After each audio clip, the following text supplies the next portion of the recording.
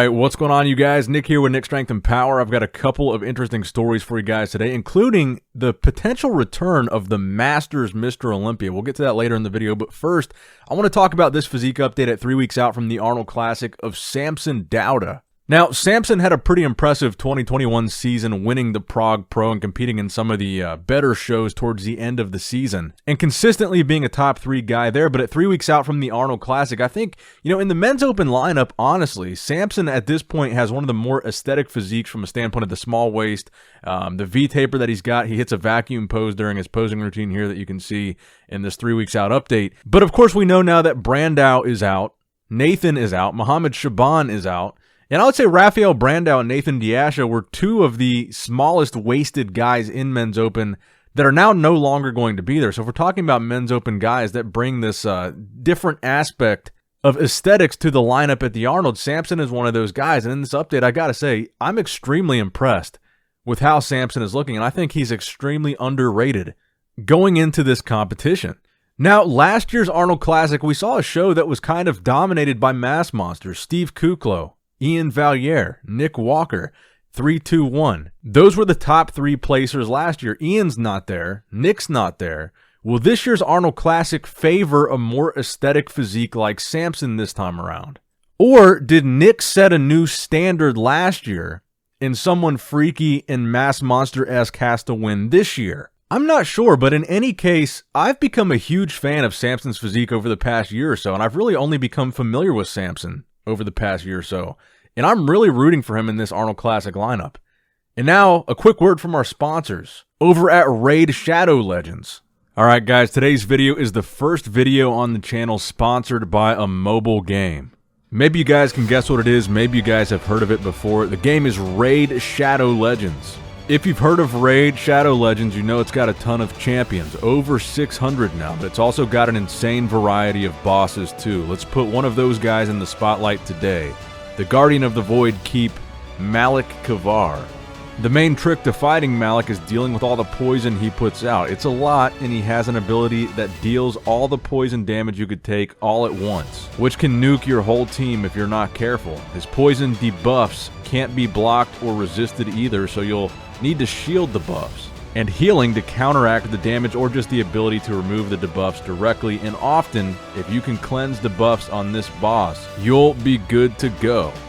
This month, Raid's also got the fresh rotation of the super brutal boss, Hydra. So Raid's got a ton going on this month, including some special Valentine's Day events where you can get your hands on a brand new legendary champion. So this is the best time to get started with Raid. Click the link in the description or scan my QR code here on the screen and you'll get cool bonuses. We're talking a free epic champion, Aina, 200k silver, 1 energy refill and 1 XP boost, and 1 ancient shard. So you can summon champions as soon as you get in the game.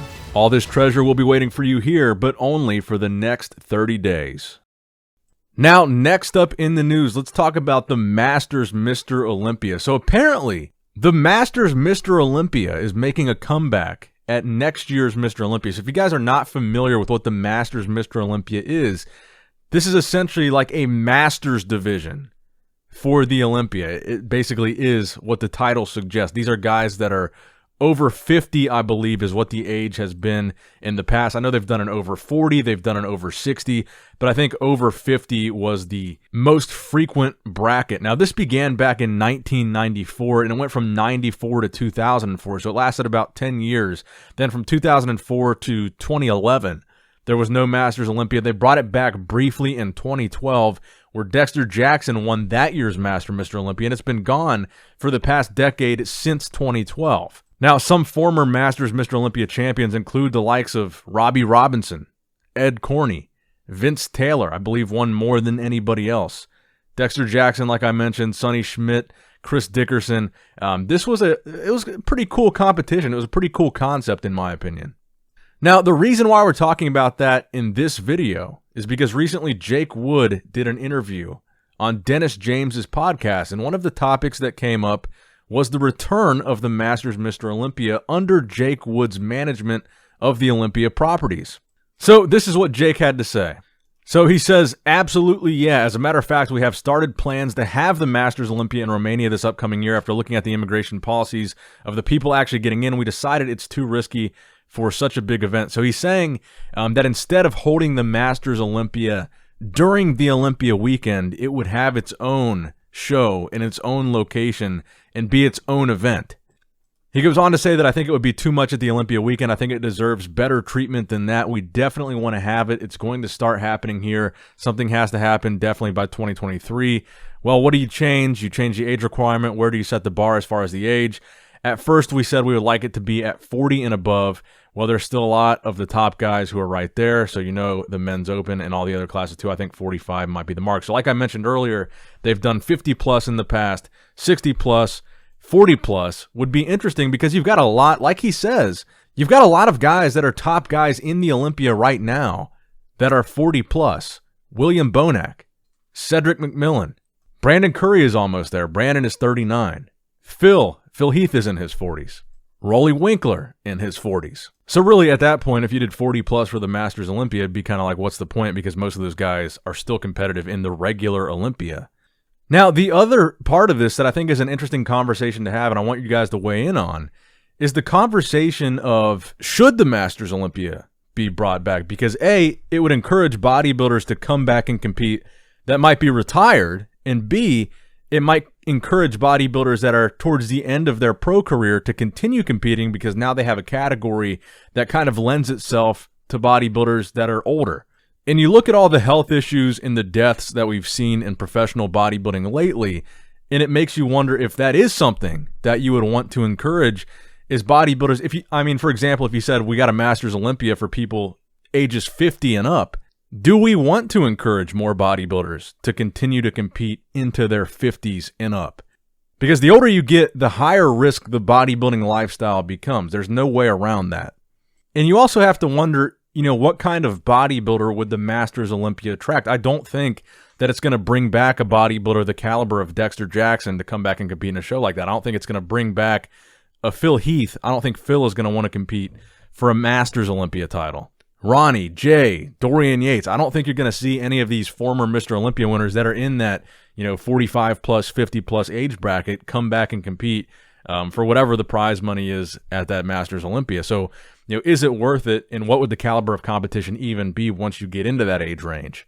Let me know what you guys think in the comments down below. Masters Olympia, should it come back? Should it not? Should it stay in the past, and why?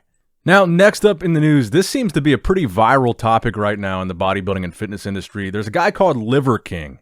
He's a bit of a TikTok / Instagram fitness celebrity, I guess you could say.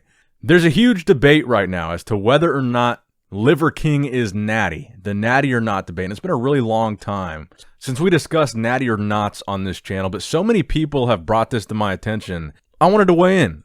Honestly, I think there's no chance that this guy is natural. I don't even think it's a debate. I don't think it's up for question. I think the whole thing that he's doing is really just a gimmick. And I know that he kind of loosely addressed the natty or not thing in this video on Instagram and kind of, made satire of it and didn't really actually answer the question. But I think really his whole thing is just a character. It's a gimmick. He's clearly, in my opinion, not natural. And this whole caveman, primal training, eat raw meat, simulate hunts.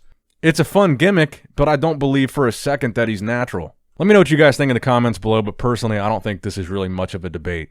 And the final story that I've got for you guys today, a 3 weeks out physique update from Ramon Dino, preparing for the classic physique category at the 2022 Arnold Classic. We've got a lot of updates from Terrence, a lot of updates from Breon, a lot of updates from Ramon, and noticeably, not a lot of updates from Urs Kalsinski, who, it's worth pointing out, beat Ramon at the Olympia. He was 4th, Ramon was 5th. We haven't really seen much of him at all from his Arnold Classic prep. So I'm kind of wondering how Urs is going to look, if he's doing that to be mysterious, if he's doing that because maybe he doesn't like how he looks, if he's doing that because he wants to play mind games. Who knows? But Urs could come in here and beat Ramon and possibly beat Breon. We don't know how he looks at all, though. Right now, we really just know how Breon, Terrence, and Ramon Dino look. And in my opinion, all 3 of them look fantastic. And from what I've seen, they look to be your top 3. But I wouldn't be surprised if Urs was able to come in there and beat Ramon, but I guess time will tell. Let me know what you guys think in the comment section down below. That's going to wrap it up for the video today, guys. I hope you did, in fact, enjoy it. Make sure you give it a thumbs up. Make sure you subscribe. Make sure you hit that bell notification icon to get notified every time I upload a video. As always, I love you guys. I appreciate you guys. Nick Strength and Power signing out.